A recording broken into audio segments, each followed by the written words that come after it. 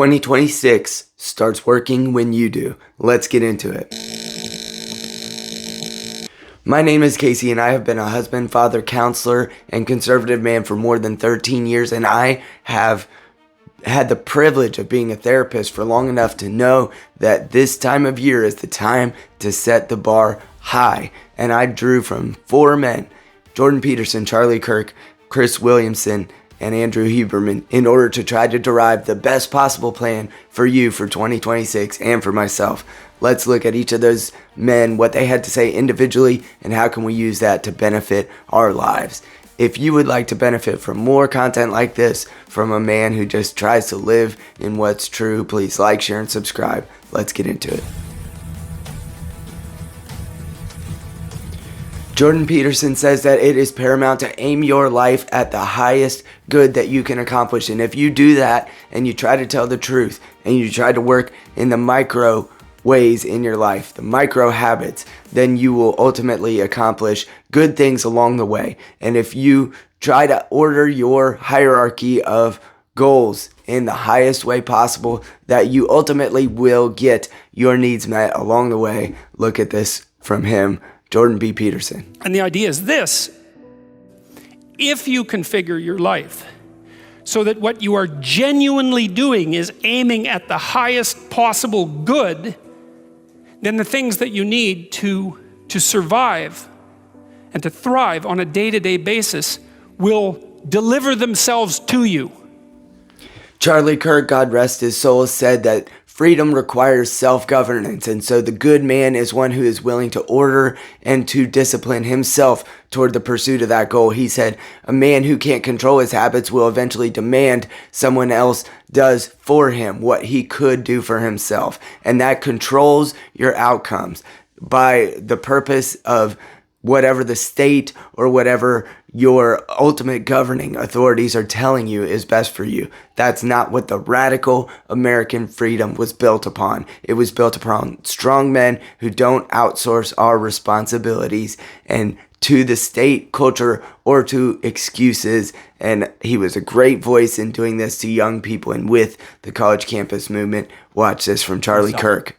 That's all a bunch of BS. Go look to your grandfather's generation that stormed Normandy Beach, that built this nation, that started big businesses, that went on adventure. If the most important thing for you is just feeling good, you're gonna end up miserable. But if the most important thing is doing good, you will end up purposeful. Purpose will give you happiness. You see, we live in a country where they think that purpose, where they think that happiness is pleasure. We know that purpose is above all of this. Serving God, understanding why we are here, that we are made in His image, that there is a struggle of good versus evil. By the way, you're involved in that struggle every single day on the college campuses.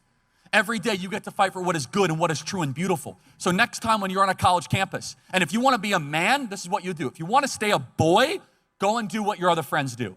But men say, you know what? No, I'm actually not going to go hook up with a bunch of girls. I'm going to save myself for marriage.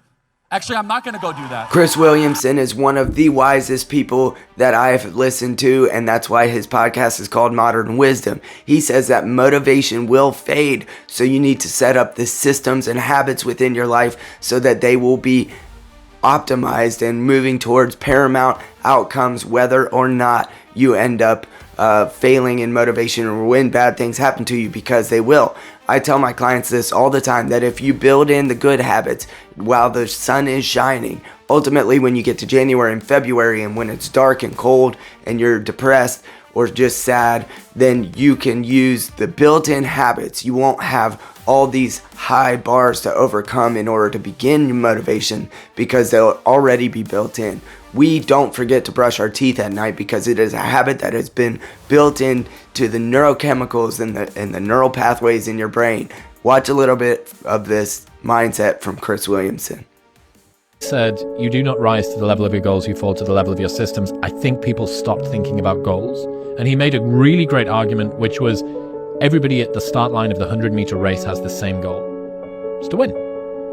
So it's not the person who has the best goals. It's the person who has the best systems and preparation. The rise, not the result. Do not ask Warren Buffett about how long he spent reading the newspaper and poring over old books. That guy was a hustler. He was a hustler when he was young.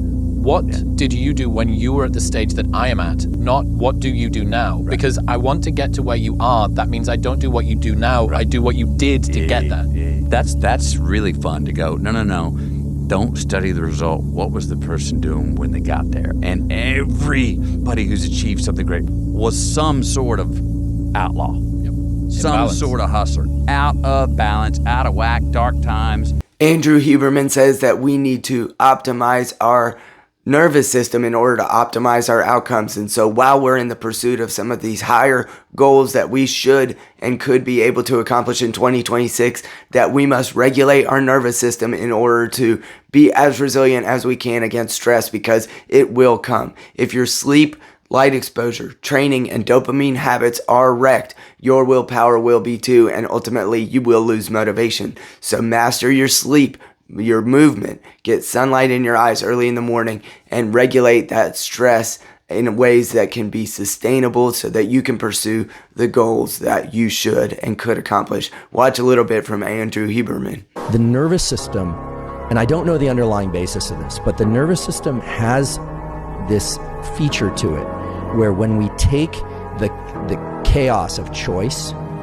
and we restrict ourselves to one of those choices, you get a neurochemical payoff. And it comes in the form of dopamine. Absolutely can change your brain, but you have to pay attention to the thing you want to incorporate into your brain. You have to be alert while you do that. And then you absolutely have to go get some rest, because it's during sleep and during meditative states and during rest that the actual rewiring of the brain occurs. Can you do immediately after this podcast to downshift while you're driving back to wherever you're going? There's a very simple tool that's based on really about 70 years of physiology, but I like to think that we've unearthed this for people recently, which is to do a double inhale, long exhale. It's called a physiological sigh. And the best way to do this would be to inhale deeply through your nose until you can't inhale anymore, and then take one more little inhale, a little sharp inhale, just try and sneak a little bit more air through your nose, and then exhale all the way. I'll demonstrate it and then I'll explain how it works. So it's... If we compile those four men and what they have to say and do, that has been a motivator for millions of men across, decades of time, we can compile those types of mindsets into one resolution that says something like this. In 2026, I will live in a way that makes self-respect unavoidable by telling the truth, training my body, structuring my time, and doing what I said I would do every day. This is a high bar, gentlemen, but it is attainable. This last year, I am completing my master's degree. I started a side business. I continued my therapy practice, and I've built this YouTube channel, as well as raising 4 children, one of which was a newborn in this year. It is possible for us to do all things. I'm not great at all of them. This is no I am a very self-deprecating person in reality, but all these things were able to be accomplished because I oriented myself, as Jordan Peterson says, to the highest good, which in my life is God. And when I do that, the rest follow. And I would love for that to follow for you too. And if you would like to follow me and subscribe, I would really appreciate your support. God bless you in this new year, and let's do 2026 together.